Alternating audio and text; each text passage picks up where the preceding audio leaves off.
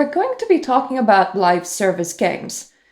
I mentioned a couple of problems with them before in the video when I was talking about why I personally like dead single-player old games. But this is the video to really expand upon the topic of how live service games are really destroying a large part of the industry, yet we're so conditioned to want them that they almost became an inescapable part of gaming. So first of all, what do I mean when I say live service game? Live service game is a game that's being constantly updated, no matter it is single player or multiplayer.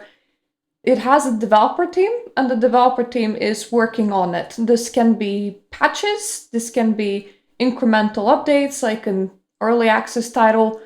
This can be monetization options like battle passes. This can be adding DLC.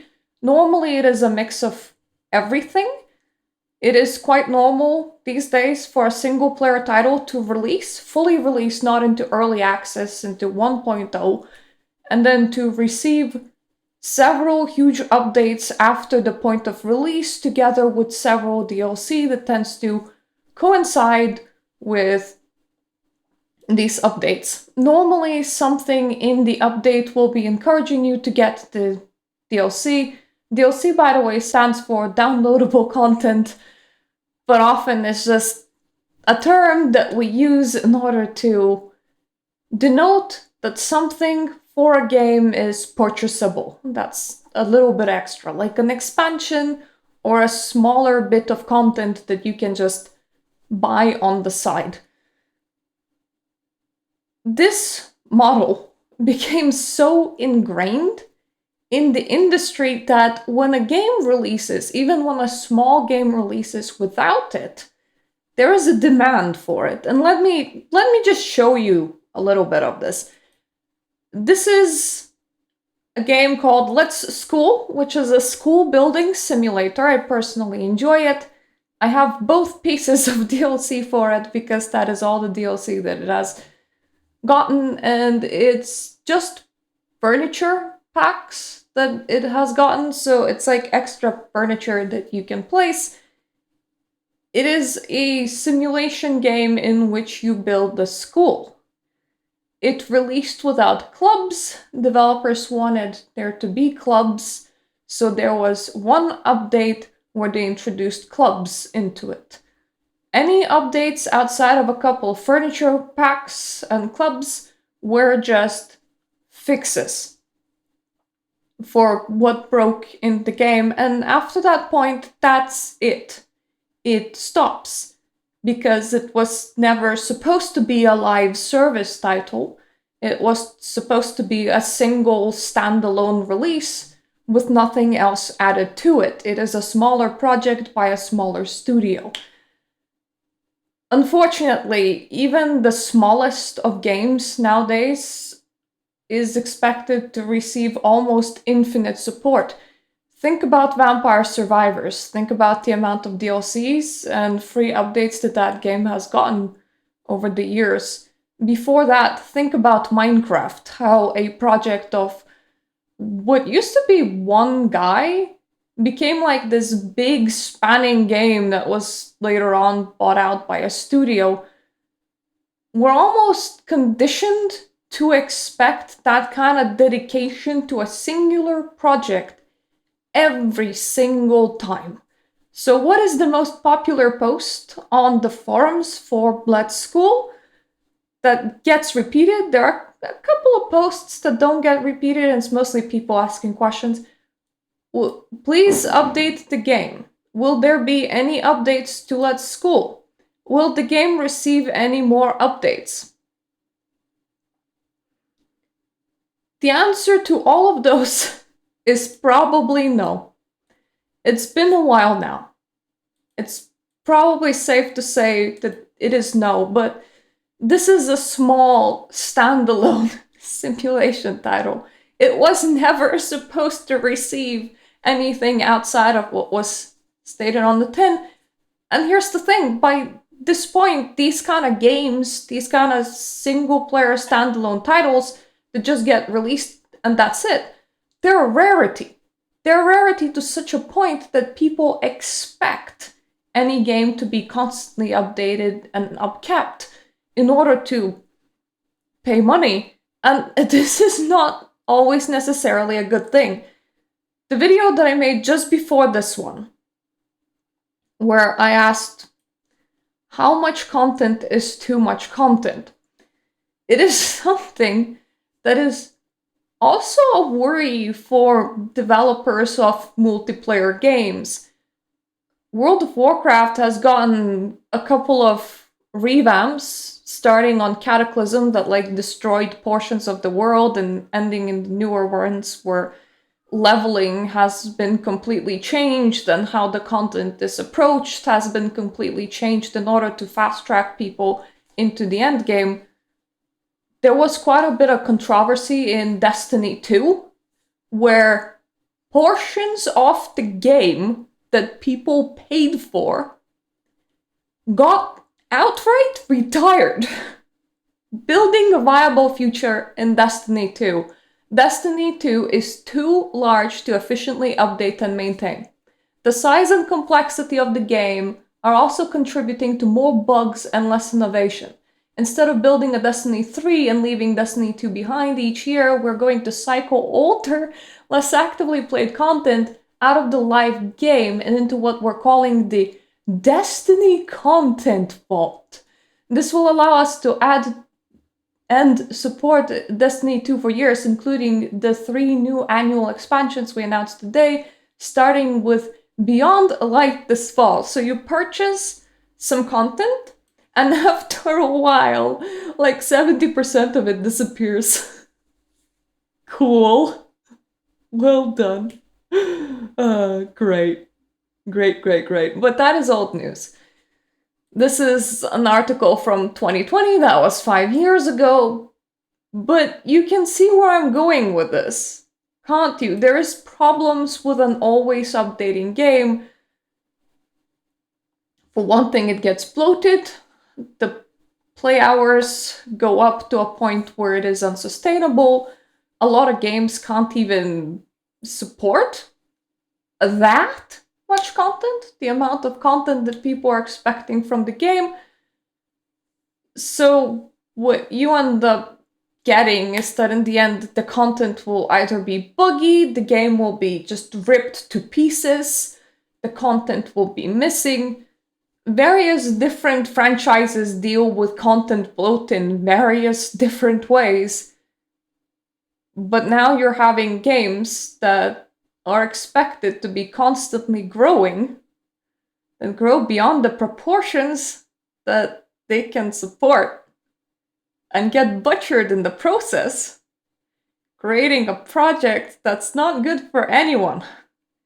It is not a product that anyone truly desires. It's not good, is what I'm trying to say. Yet we keep on asking for more updates and more content updates because we got so used to every single game being kept up to date with new content all the time, because what lunacy is a game that's just out there and done? What about that? And furthermore, not only is there bugs, content bloat, you're not entirely sure what you're buying anymore because the game that you purchased won't really resemble the game that you're gonna have several years down the line. Not to mention a whole bunch of predatory things like battle passes. For example, did you know that The Sims 4 is experimenting with battle passes? Yeah, a single player game. How great. Like, be there and fulfill specific tasks in order to get your items, or you're gonna miss out. Boy. And then, of course, the ultimate battle pass is a paid battle pass where it's like, be there and fulfill a specific amount of tasks, or else you're gonna miss out on all of these items, but also pay us for it first. So you have to dedicate a lot of time into grinding in our game, but you also have to give us money. ahead of time to maybe be able to complete this, or maybe not. But that's not even where the horrors like end. No, we have an altered game development pipeline, effectively, where in a parallel world where live service games were not a thing, we could have apparently received a lot more games from well-known studios that would have been single player and standalone.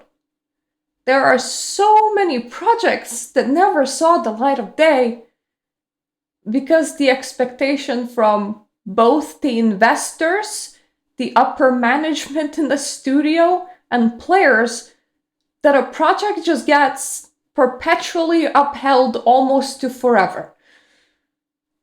A lot of franchises are currently, even with their single player games, have like one title every 10 years, if not rarer. Because that's the turnaround now. A singular title is now being upkept for a decade. Of course, we're not seeing more titles, and of course, we're not seeing more innovation. And unfortunately, it's not just because the players are asking for it, but because the upper management in studios are rejecting any kind of single player, standalone, small game ideas because they're not gonna get as much money as a live service game will. Because when you have that audience, you can milk it, and you can milk it for a long time. With a new project, new game, you're risking it all. Cue the article. It has been published 13 hours ago right now, but by the time this video is uploaded, it will probably be about a month. It's fine. I don't need to be anywhere fast. I'll get there in the end. Bungie reportedly wanted to make single-player games instead of more live service titles. Bungie is the people that are making Destiny 2, by the way. Rumors have surfaced suggesting Bungie developers want to work on single-player projects, but none of those ideas are being approved. Bungie has still been working on Destiny 2 since its 2017 launch, pioneering some elements of the live service trend that has remained popular in 2025. As the company has proven successful in this avenue, there is seemingly far less room to experiment when it comes to game format. Many fans of Destiny 2 enjoyed the game's take on live service model.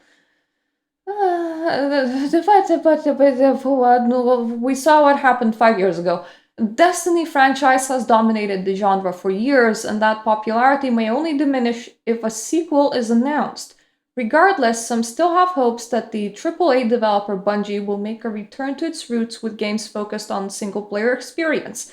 It appears that the possibility for that future is further off than some may imagine. Destiny 2 bulletin over Zuhad Ali shares that while writing a story last year, he was informed that many developers at Bungie expressed a desire to work on single-player focused games instead of continuing to embrace live services. Ali notes that when developers tried to pitch ideas that were designed to be less risky and on a smaller scale, possibly to use up fewer resources, these projects were still shut down quickly. Chances are that gamers won't see Bungie return to single player for some time, especially considering that Bungie's ambitious next title, Marathon, is expected to show up sometime soon. Something I heard when I was working on a story last year, a lot of Bungie devs were interested in returning to single-player projects, but leadership was firmly set on live service as the studio's future. Even smaller, less risky projects' ideas would get immediately shut down. It doesn't seem like Bungie's plans for live service gaming are slowing down anytime soon. In addition to the development of Marathon, the team has been hard at work on a new MOBA title codenamed Gummy Bears. The team working on this title have been integrated into new PlayStation Studio, and reports state that the PlayStation exclusive Gummy Bears is simply ambitious, bearing some similarities to the Super Smash Bros. Series while attempting something fresh.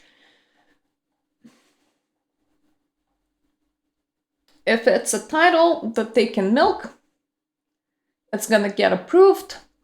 If it's a one and done title, it's not gonna get approved. Can you imagine an alternate reality where we just have more single-player titles? And like the good old days, we can do whatever the heck we want with them. I really would like that reality, please. But also, sometimes I feel like I must be in the minority. Because obviously, every single time when a game caters to that, when there is a single player only standalone title that does not receive updates, people are demanding for updates. There are games that I purchased that I played that were perfectly fine when I played them, like Baldur's Gate 3. Since I played, it received 7 big updates. I think that's gonna be its last one, but that is still quite a lot of work to upkeep a game for quite a long while, and honestly, it messes with one's saves. It makes you replay a 100-hour game. I would have preferred a one and done title. A title that just gets released as is, and I get to buy it and play it and do whatever the heck I want with it. Like a book that does not get rewritten, or a movie that you get on a DVD and nobody comes in and cuts up or releases extra downloadable content. I miss when it was as simple as that, because you could look at a list of games and know what you're buying, because what you were buying is what you were getting. You're not gonna be disappointed in the next couple of months because the updates that they're releasing did not quite turn out the way that you hoped, or removed some things that you really enjoyed, or added things that you absolutely can't stand. I want simple products. There's space for more complex products that live for a long while, sure, but I feel like we pushed single products out to a point where even the most simplest of products now has to be updated perpetually, seemingly into infinity, even if there's only one developer working on it. And anything else from big companies that isn't going to be updated perpetually into infinity gets rejected as a product from the very get-go. It doesn't quite sit well with me. Hence the title. Live services games are destroying the industry, yet we like them anyway, because we obviously ask for them, we ask for those updates. It's an expectation now. It's something that's just widely accepted. That is the best way that I can put this into words. So, what are your opinion on live service titles? Is it a good thing? Is it a bad thing? Do you miss the good old days, or am I just old? The answer to both can be yes.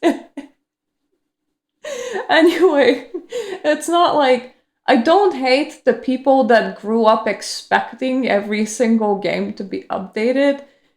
It's just variety would be nice. It would be cool if we just made some space for more simplistic times to coexist with the complexity of something that is always going, you know? That would be very nice. I would like variety, please. So, thank you for watching. Thank you, my Patreon subscribers, for funding all of this.